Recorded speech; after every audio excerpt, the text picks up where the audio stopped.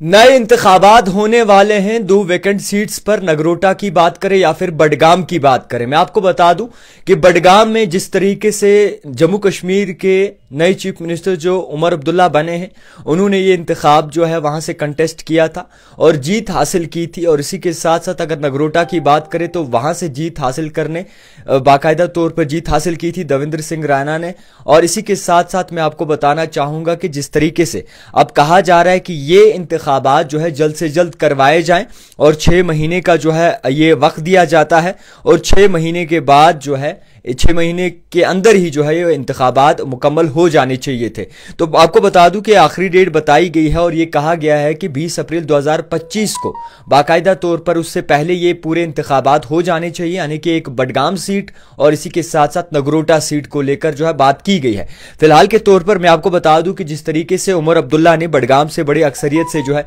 वो जीत हासिल की थी और इसी के साथ साथ गांदरबल से जीत हासिल की थी, मैं आपसे बात साझा करना चाहूं तो उसमें यह बताया जा रहा है कि 20 अप्रैल 2025 से पहले जो है चुनाव फिर से करने हैं according to section 151A of representation of people act 1951 के तहत। और इसी के साथ साथ इन्हीं 6 महीनों के अंदर जो है ये इंतखाबात हो जाने चाहिए और इंतखाबात जो है मुकम्मल होकर वहां पर नुमाइंदे बाकायदा तौर पर नॉमिनेट हो जाने चाहिए। तो फिलहाल के तौर पर ये बड़े चुनाव हैं क्योंकि इसमें अगर देखें तो उमर अब्दुल्ला की एक सीट वैकेंट है और इसी के साथ साथ अगर बात करें देवेंद्र सिंह रैना जी जो अब इस दुनिया में नहीं रहे, कहा जा रहा है कि उनकी बेटी जो है वो उस सीट पर इंतखाबात लड़ेंगी और उमर अब्दुल्ला की जो सीट है उस पर आखिरकार कौन आएगा, किस तरीके से आएगा और क्या कुछ कंपटीशन रहेगा वो देखने वाली बात है। तो फिलहाल के तौर पर 20 अप्रैल 2025 से पहले ये चुनाव करने हैं और इन चुनाव में जो है काफी सारी चीजें भी जो है वो सामने आ जाएंगी। तो फिलहाल इसी पे नजरें होंगी कि आखिरकार किस तरीके से जो है ये इंतखाबात किए जाएंगे और कौन आखिरकार जो है वो कैंडिडेट दिखेगा सामने। देखते रहिए द टाइपराइटर जावेद खान के साथ।